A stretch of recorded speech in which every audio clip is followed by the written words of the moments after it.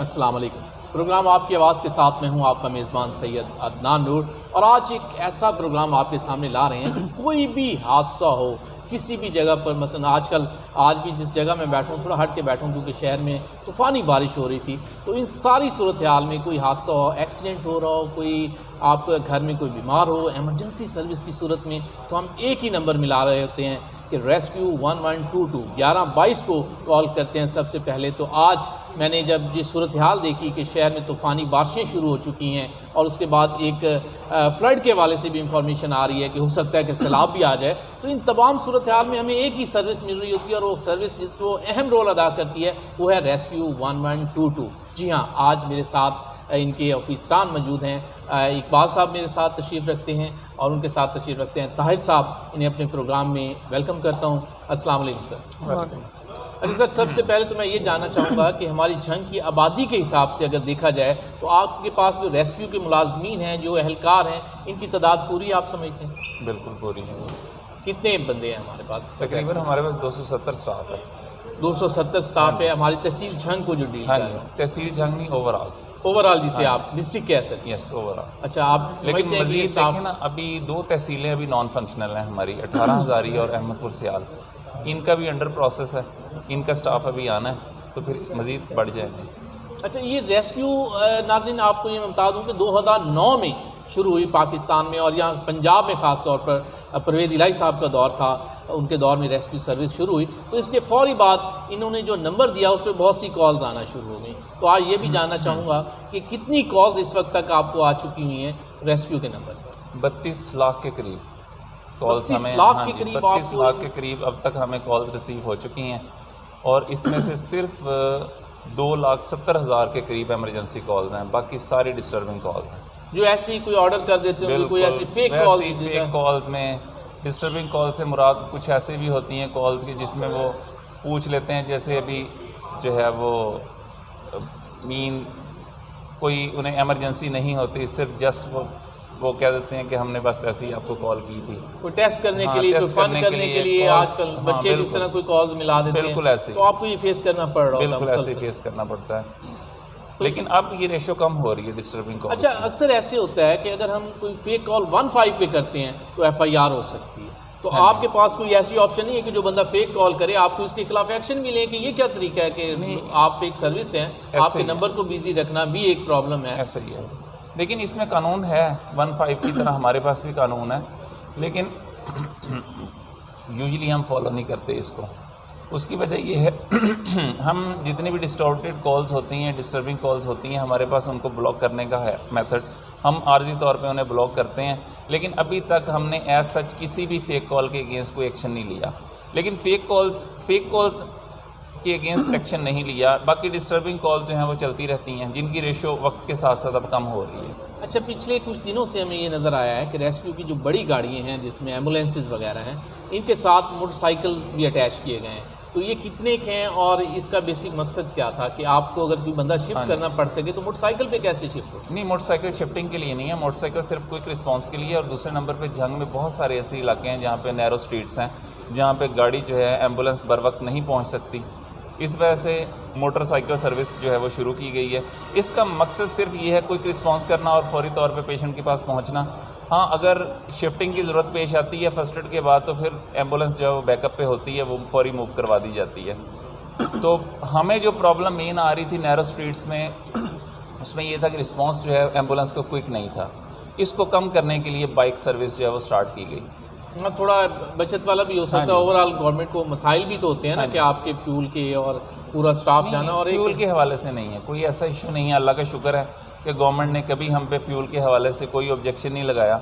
हाँ, हमारा एक लिमिट होती है, लेकिन अगर हम लिमिट क्रॉस करते हैं तो उसको एक्सटेंड भी करवाया जा सकता है। जंग में इस वक्त कितनी आपके पास एम्बुलेंसेज हैं? जिसे इकबाल साहब आप बताएंगे। हमारे पास टोटल जो एम्बुलेंसेज की तादाद है, जो क्रू है, वो हमारे पास 13 है।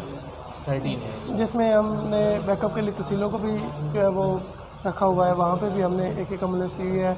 वो तहसीलें जो भी फंक्शनल नहीं हैं। और जंग में जो हमारे पास क्रू है उसमें फायर व्हीकल्स भी हैं, रेस्क्यू व्हीकल्स भी हैं, कि किसी भी इमरजेंसी के लिए हमें फायर ब्रिगेड के वाले से फायर ब्रिगेड के कितनी है हमारे पास? हमारे पास जो फायर ब्रिगेड की जंग के अंदर गाड़ियाँ हैं वो 3 गाड़ियाँ फायर ब्रिगेड की हैं और 2 गाड़ियाँ रेस्क्यू व्हीकल है। जैसे कोई बिल्डिंग कोलैप्स है या कोई गाड़ी कहीं रोड पे फंस गई है तो उसको इवैक्यूएट करने के लिए या लोगों को निकालने के लिए हम इस्तेमाल करते हैं। ताहिर साहब, मैं यहाँ ये भी जानना चाहूँगा कि कोई ऐसा सीन जब आप कोई रेस्क्यू किसी को करने गए हो और बड़ा कोई खौफनाक सीन हो या आपको मुश्किल पेश आई हो, तो वो कोई हमसे शेयर करेंगे? बहुत सारे ऐसे सीन हैं जिसमें रेस्क्यू करते हुए हम खुद प्रॉब्लम में होते हैं। जैसे कि अगर कोई एक्सीडेंट हो जाता है रोड के ऊपर, तो अब बाज़ों का गाड़ी में जो पेशेंट फंसे हुए हैं उनको निकालने के दौरान कोई नज़दीकी गाड़ी जो है गुजरती हुई वो हिट कर सकती है, और ऐसे अक्सर केसेस हुए हैं। लेकिन जंग में अल्लाह का शुक्र है अभी तक ऐसा कोई केस नहीं हुआ। बाकी प्रॉब्लमेटिक जो है वो बहुत सारे पेशेंट्स होते हैं। ज़ाहिर जो पेशेंट है वो कुछ भी कर सकता है, कोई भी हरकत कर सकता है। तो फ़र्स्ट एड के दौरान रुकावट डालना या फर्स्ट एड के दौरान मारना, इवन रेस्क्यूअर्स के यूनिफॉर्म तक फाड़े गए हैं। यानी अच्छा, ऐसा पेशेंट सीन इतना हुआ? ज़्यादा बाजू का डिप्रेस होता है अपनी अच्छा। बीमारी की वजह से कि वो इस किस्म की हरकतें करता है। लेकिन ज़ाहिर है हम जो हैं वो उसके साथ फिर भी हमारा कोऑपरेटिव रवैया होता है। इस किस्म के केसेस हैं। और जंग जो है ना बहुत ज़्यादा राइप है वायलेंस केसेस के हवाले से। लड़ाई झगड़े होते हैं, दो पार्टियां जब लड़ती झगड़ती हैं तो उस केस में बाज़ औक़ात हम अगर एक पार्टी को पेशेंट लेके जा रहे हैं तो दूसरी पार्टी जो है हमारी गाड़ी जो है उसको नुकसान पहुंचाने की कोशिश करती है। अच्छा, ये आप बड़ी अहम बात बता रहे हैं कि ऐसा इवन बाज़ औक़ात तो ऐसा भी हुआ है कि हमने अगर एक पार्टी के विक्टिम जिसके ज़ख्मी हुए हैं हमने उन्हें एम्बुलेंस में शिफ्ट किया है तो दूसरी पार्टी एम्बुलेंस के अंदर आ गई है उन्हें मारने के लिए। ये तक यहाँ पे सीन हुए हैं कुछ। लेकिन शुक्र है कि फिर भी हमारा जो है वो बच बचाव हो गया। और बाज़ औक़ात तो ऐसा भी होता है कि जो वायलेंस केस में जो दूसरी मुखालिफ पार्टी है वो एम्बुलेंस को रोक लेते हैं, वो घेर लेते हैं कि इसको जाने नहीं देना हमने। इस किस्म के केसेस भी हुए हैं हमारे साथ। तो ये बड़ा मुश्किल टाइम होता बड़ा होगा कि मुश्किल जब होता है दो उस ग्रुप आपस में लड़ रहे हैं और रेस्क्यू को दोनों ने कॉल की हो, तो आप जाएं किसी एक बंदे को उठाएं तो दूसरी पार्टी ने पकड़ ही लेना, भाई हमारा बंदा भी लेके जाएं। अभी फायर के केस में मुश्किल पेश आती है। ये रिसेंटली इकबाल साहब वो खीतियाँ वाला बाज़ार जो था कि जो ही हमारी गाड़ी लोकेशन पे पहुंची है तो जो हालांकि तकरीबन मल्टीपल शॉप्स जो हैं वो फायर पे थी, लेकिन जो ही हमारी गाड़ी पहुंची है तो हमने जो ही वो जो है फायर होज एक्सटेंड करने शुरू किए हैं तो हर दुकानदार जो है उसकी कोशिश थी कि पहले उसकी दुकान की तरफ हम जाएँ और उसको बचाएँ। और बाद में तो जो है वो फायर होज को छीनने की भी कोशिश की कि आप जनाब पहले मेरी शॉप की तरफ आएँ। हमने तो देखना है कि जहाँ इंटेंसिटी ज़्यादा है हमने वहाँ से स्टार्ट लेना है। लेकिन ये तक भी वाक़े हुए हैं और इन केसेस में ज़ाहिर है प्रॉब्लम्स तो होती हैं फिर। अच्छा, रेस्क्यू को ये सारी बातें पब्लिक को जो बताना चाहिए आगाही के हवाले से, इस हवाले से आपका इदारा क्या कर रहा है कि ताकि लोगों को पता चले कॉल्स आप किस तरह करनी है, लोगों को गाइड, जिस तरह आपने कहा फेक कॉल्स बड़ी आई हैं तो आपको आगाही भी तो देनी चाहिए। तो इसमें आपका इदारा या आपका डिपार्टमेंट क्या? इस हवाले से ना हमारा बाकायदा एक विंग है, कम्यूनिटी विंग, जिसका मकसद ही लोगों को ट्रेंड करना है कि मतलब अल्लाह न करे किसी भी इमरजेंसी के लिए कॉल कैसे करनी है। अगर छोटे लेवल की एक इमरजेंसी है तो उसको वो खुद कैसे मैनेज कर सकते हैं। जैसे हार्ट अटैक है या कोई मतलब कोई फ्रैक्चर हो गया है या कोई इंजरी आ गई है, इसमें खून जो है वो बह रहा है। तो टोटल हमारी 91 यूनियन काउंसिल हैं। अच्छा। तो हर यूनियन काउंसिल में हमने बाकायदा 60 टीम तैयार की हैं जो 10 से 12 लोगों पर मुश्तमिल होती है। उसका बेसिकली मकसद ही यही है कि उस लेवल पे जैसे दूर दराज का कोई इलाका है वहाँ पे कोई इमरजेंसी आ गई है, गाड़ी को पहुँचने में देर हो रही है, तो हमारी वो टीम जो है जो ट्रेन टीम है बाकायदा सर्टिफाइड है, हम उसको सर्टिफिकेट्स देते हैं बाकायदा, वो बर वक्त उनकी मदद कर देती है और एक ज़िंदगी को बचा देती है। ये बड़ा ज़रूरी है। इसमें मैं जो लोग हमारे इस प्रोग्राम को देख रहे हैं उनके लिए भी कि अगर आप रेस्क्यू की जो ट्रेनिंग लेना चाहें इनसे कोई, तो वो आपसे ली जा सकती है कि बाकायदा आप फौरी तौर पर किसी को रेस्क्यू करना हो, रेस्क्यू वालों के वेट से या इनके ये दूर हैं तो आप जो है ना खुद उसमें कुछ रेस्क्यू कर सकते हैं। तो बाकायदा मैंने भी 1-2 ट्रेनिंग्स आपकी अटेंड की हैं तो मुझे पता है लाइफ सपोर्ट के हवाले से। अच्छा, ये बताइएगा कि एक और बात इस वक्त चल रही है कि जो मौजूदा बारिशों का स्पेल चल रहा है, इतना ख़तरनाक तूफ़ानी बारिशें हैं, तो फ्लड की भी कोई झंग में है, वार्निंग वगैरह आपको कोई अलर्ट किया गया? फिलहाल अलर्ट तो नहीं है, लेकिन अगर इसी तरह से बारिशों का सिलसिला रहा तो हो भी सकता है, क्योंकि देख लें जगह जगह पे पानी खड़ा हो रहा है और अगर इसी रफ्तार से बारिशें होती नहीं तो चांस हो सकता है। तो इसके लिए आपके पास क्या इंतजाम हैं? आप 2010 और 14 के फ्लड में तो हमें बहुत एक्टिव नज़र आए, उसके बाद की सूरत हाल क्या, कोई अपग्रेड हुआ है आपका? जो आपको सामान चाहिए मसलन बोट्स वगैरह कोई बड़ी हों, कोई पीटर इंजन जिस तरह आप कहते हैं, कोई इस किस्म नहीं, पीटर इंजन तो ये म्यूनसिपल कमेटी का काम है पीटर इंजन वगैरह अरेंज करना। हमारे पास 50 के करीब बोट्स हैं और 50 जो हैं सफिशेंट बोट्स हैं जंग के हवाले से। इवन आप देखें कि 2009 में सर्विस स्टार्ट हुई, 2010 में पहला फ्लड हमने फेस किया। उस वक्त हमारे पास सिर्फ 2 बोट्स थी। फौरी फ्लड, हाँ, फौरी अभी फ्लड सर्विस शुरू हुई। मैं उस वक्त मुझे याद है डॉक्टर तारिक साहब होते थे, अल्लाह उनकी आखिरत की मनाजिल को आसान फरमाए। आज फिर वो याद आ रहे हैं क्योंकि डॉक्टर साहब का इंटरव्यू मुझे याद है कि उनसे अक्सर गपशप लगती थी और बड़े अच्छे, तो उस वक्त वो फेस कर रहे थे और पहली दफ़ा ही सिर्फ 2 बोट्स के साथ हमने वो फेस किया। और उसके बाद फिर 2013 में फ्लड आया, उसमें हमारे पास 25 के करीब बोट्स थी। 2014 में हमारे पास 50 बोट्स जो है वो अपनी थी, बाकी नज़दीकी जितने भी डिस्ट्रिक्ट्स हैं उन सबसे भी बोट्स ली थी। और 2014 के फ्लड में 300 बोट्स के साथ हमने रेस्क्यू ऑपरेशन किया। बिल्कुल ऐसा। और इसी तरह से जो हमारे पास बोट इंजन्स हैं वो भी 50 के करीब हैं। तो जो ही फ्लड सीज़न स्टार्ट होता है उसके साथ ही हम बोट्स की जो इंजन्स हैं बोट्स के उनकी टेस्टिंग शुरू कर देते हैं। तो इस वक्त अल्लाह का शुक्र है कि हम बिल्कुल रेडी हैं। हमारे पास लाइफ जैकेट्स, लाइफ रिंग्स, उसके अलावा जो है वो बोट्स और OBM इंजन हमारे सारे एक्टिव हैं। अच्छा, मैं ये भी चाहूँगा कि रेस्क्यू को जो लोग ज्वाइन करना चाहें वो तरीक़ाकार क्या होता है और आपकी जो ट्रेनिंग है वो किस किस्म की होती है, क्योंकि हादसा तो मुख्तलिफ़ किस्म के होते हैं, पहुँचना रेस्क्यू ने है, तो ये किस तरह की आपकी ट्रेनिंग है? बेसिकली हर कैडर की एक अपनी क्वालिफिकेशन है।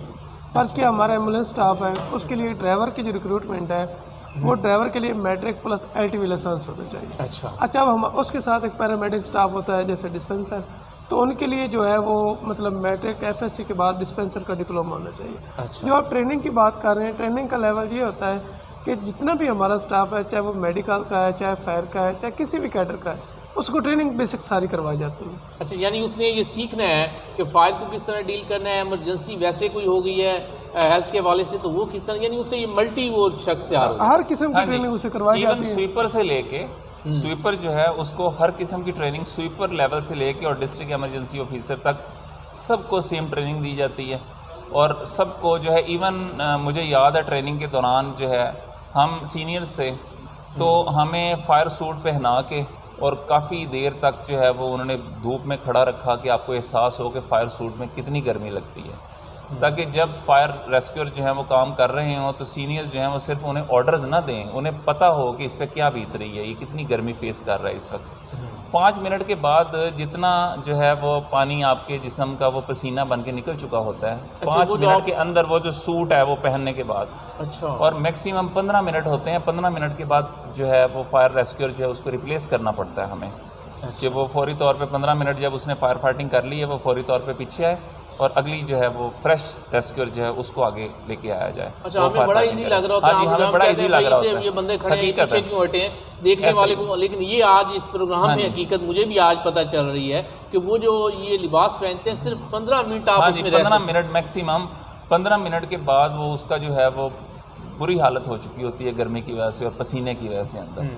और इसका उन्होंने अमली मुजाहरा जो है वो हमें दिखाया। उन्होंने कहा कि ये आप सीनियर्स को पता होना चाहिए ताकि आप किसी भी फायर रेस्क्यूअर को मजबूर ना करें कि 15 मिनट ही अभी सिर्फ गुजरें, आप मज़ीद थोड़ी देर फायर फाइटिंग कर लें।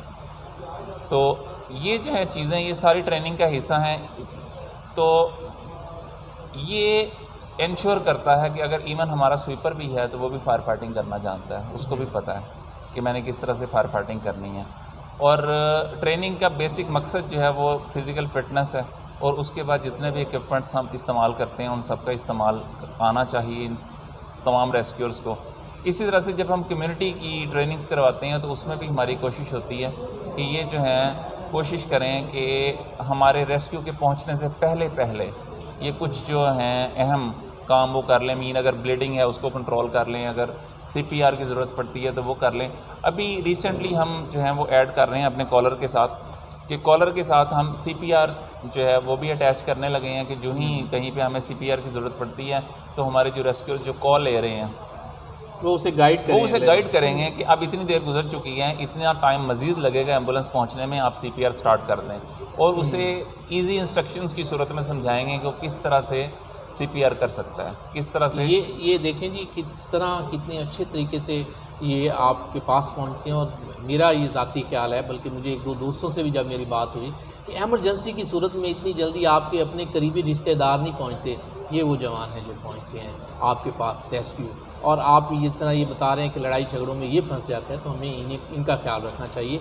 ये हमारे भाइयों से पहले हमारे पास पहुंचे हुए होते हैं, अजीज़ों से पहले पहुंचे हुए होते हैं, तो इन्होंने हमें रेस्क्यू करना होता है। यहाँ एक ब्रेक लेते हैं और डिनर होगा, डिनर के बाद फिर वापस आएंगे प्रोग्राम आपकी आवाज़ में अपने रेस्क्यू के जांबाजों के साथ।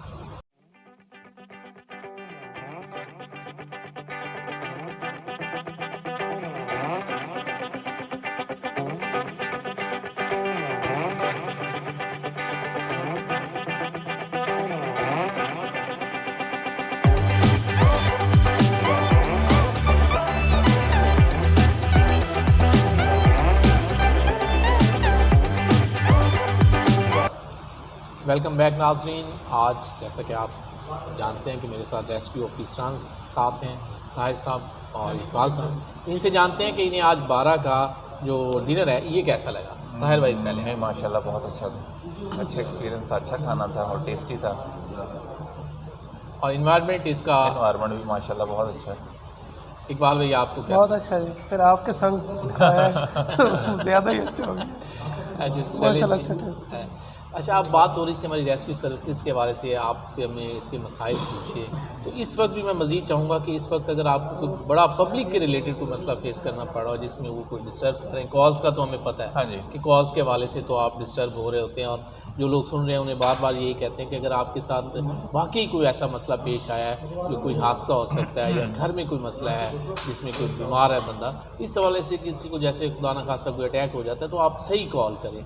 रॉन्ग कॉल्स करेंगे, फेक कॉल्स करेंगे तो इसका कोई फ़ायदा नहीं, बल्कि आप रेस्क्यू को भी डिस्टर्ब कर रहे होते हैं, लाइनें बिजी होती हैं, तो हो सकता है कि उस दौरान कोई अहम कॉल आनी हो इन्हें जिससे किसी की ज़िंदगी बच सकती हो, तो वो कॉल मिस हो जाती है। हाँ जी। पब्लिक के हवाले से ये है कि बाज़ औक़ात जो है ये ट्रैफिक जो है कंजस्टेड होती है कुछ एरियाज़ में, या फिर लोग जो हैं वो रास्ता नहीं देते। स्पेशली ये जो चिंची रिक्शा हैं, इनके केस में हमें बड़ी प्रॉब्लम होती है कि बार बार हूटर भी बज रहा है, लाइट्स भी ऑन है, लेकिन उसके बावजूद वो हर बंदे की ये कोशिश होती है कि वो जो है ना वो पहले ख़ुद गुजर जाए और एम्बुलेंस जो है वो बाद में गुजर जाए, कोई मसला नहीं।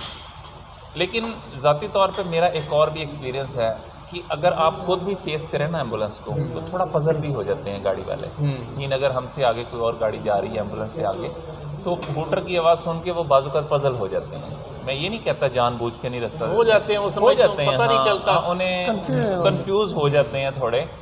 तो ये भी एक नेचुरल है, लेकिन बहरहाल कुछ ऐसे भी होते हैं जिनमें स्पेशली जो चिंची रिक्शाज हैं वो तो बिल्कुल रास्ता नहीं देते। ये भाई चिंची वाले अगर हमारे साथ ऐड हैं और हमारे इस प्रोग्राम को सुन रहे हैं, तो आप मेहरबानी किया करें कि जब कभी कोई ऐसी सूरत हाल में जब रेस्क्यू 1122 की एम्बुलेंसेज आपके पीछे हो, तो आप ख्याल किया करें कि आपको मूव होना होता है। इकबाल साहब, मुझे ये बताइएगा कि सिर्फ आपके पेशेंट को DHQ में ही शिफ्ट करना होता है करीब करीब, या कोई प्राइवेट हॉस्पिटल में अगर वहाँ से कोई कहता है कि हमें प्राइवेट शिफ्ट करने हैं हॉस्पिटल जी में, मैम, तो वो आप कैसे? इसमें ये है कि हमारी जो पहली प्रेफरेंस है वो DHQ हॉस्पिटल की है, क्योंकि वहाँ पे सारी फैसिलिटीज़ होती हैं और 24 आवर हर किस्म के डॉक्टर्स, हर किस्म के स्पेशलिस्ट वहाँ पे मौजूद होते हैं। प्राइवेट में हमें कोई रेस्ट्रिक्शंस नहीं है, हम कर सकते हैं, लेकिन बाज़ औक़ात ऐसा होता है कि प्राइवेट क्लिनिक में हम शिफ्ट करते हैं तो वहाँ पे पता चलता है जी कि वो डॉक्टर ही नहीं है मौजूद, या वहाँ पे वो फैसिलिटी नहीं है, तो उसके बाद वो फिर हमें दोबारा कॉल आ जाती है कि अब पेशेंट को जो है DHQ शिफ्ट करना है। अब वो जो दरमियान में गैप आया है या फिर जो टाइम ज़ाया हुआ है, इसमें पेशेंट की जो है वो लाइफ वो रिस्क पे होती है। इस वजह से हम उनको समझाते हैं कि जो है वो पहली प्रेफरेंस DHQ हॉस्पिटल ही होना चाहिए, और माशाल्लाह हमारा जो DHQ हॉस्पिटल है झंग में, उसमें अल्लाह का शुक्र है तमाम फैसिलिटीज़ अवेलेबल हैं as compare to private clinics. ठीक है, एक और बात सामने आ रही होती है कि कुछ लोग मसला इमरजेंसी की सूरत में, हमारे पास एक सर्विस थी कि DHQ से आप शिफ्ट करवा जाते थे, किसी को रेफ़र किया गया फैसलाबाद, तो वो DHQ की एम्बुलेंसेज उस वक्त सर्विस दे रही होती थी। हाँ, तो क्या आप भी ऐसी सर्विस देते हैं कि देखिए DHQ की एम्बुलेंसेज जो हैं वो बड़ी लिमिटेड सर्विस थी उनकी इस मामले में, क्योंकि उनके पास कोई प्रॉपर स्टाफ नहीं था। अगर आप देखें कि DHQ की एम्बुलेंस माजी में या फिर प्राइवेट एम्बुलेंसेज, उनमें फैसिलिटीज़ ना होने के बराबर होती हैं और सिर्फ एक ड्राइवर होता है और पीछे पेशेंट होता है और उसके साथ उसके अटेंडेंट्स होते हैं। जबकि हमने जब से ये सर्विस स्टार्ट की है, इसे कहते हैं पेशेंट रेफरल सर्विस, तो अब अल्लाह के शुक्र है कि उसमें ड्राइवर भी फुली ट्रेंड होता है और उसके साथ एक जो है वो मेडिकल टेक्नीशियन होता है जो साथ साथ मुसलसल वो उसकी मॉनिटरिंग कर रहा होता है पेशेंट की, उसके वाइटल्स वगैरह ले रहा होता है। तो इस वजह से जो है वो माजी में जो प्रॉब्लम्स थी कि प्रॉपर स्टाफ एम्बुलेंसेस पे नहीं होता, DHQ की या प्राइवेट की, वो काफ़ी हद तक वो कमी दूर हो गई है। और अल्लाह का शुक्र है कि हम अब तक काफ़ी पेशेंट्स को रेफरल सर्विस दे चुके हैं। तकरीबन अब तक हम 17,000 के करीब जो हैं पेशेंट्स वो शिफ्ट कर चुके हैं, रेफ़र कर चुके हैं, जंग से फैसलाबाद कर चुके हैं।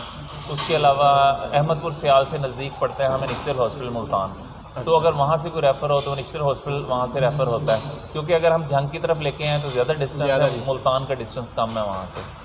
तो इन दोनों जगहों पे फैसलाबाद और मुल्तान अब तक तकरीबन हम 17,000 के करीब पेशेंट जो है वो शिफ्ट कर चुके हैं। बहुत शुक्रिया ताहिर साहब, इकबाल साहब, आपने अपने कीमती वक्त में से आज हमारे इस प्रोग्राम के लिए हमें वक्त दिया और ख़ास तौर पर इसमें हमने इंफॉर्मेशन ज़्यादा से ज़्यादा शेयर करने की कोशिश की कि रेस्क्यू में अगर आप लोगों ने आना है तो फिर नए लोग किस तरह रेस्क्यू को ज्वाइन कर सकते हैं और इनकी ट्रेनिंग का क्या तरीक़ाकार है। रेस्क्यू को जो मसाइल हैं वो आपसे शेयर किए और रेस्क्यू हर वक्त आपके साथ है, और लेकिन सिर्फ ये कि फ़ेक कॉल से इन्हें बचाइएगा। इसके साथ ही अपने मेज़बान सईद अदनान को इजाज़त दीजिए। आलानी के बाद।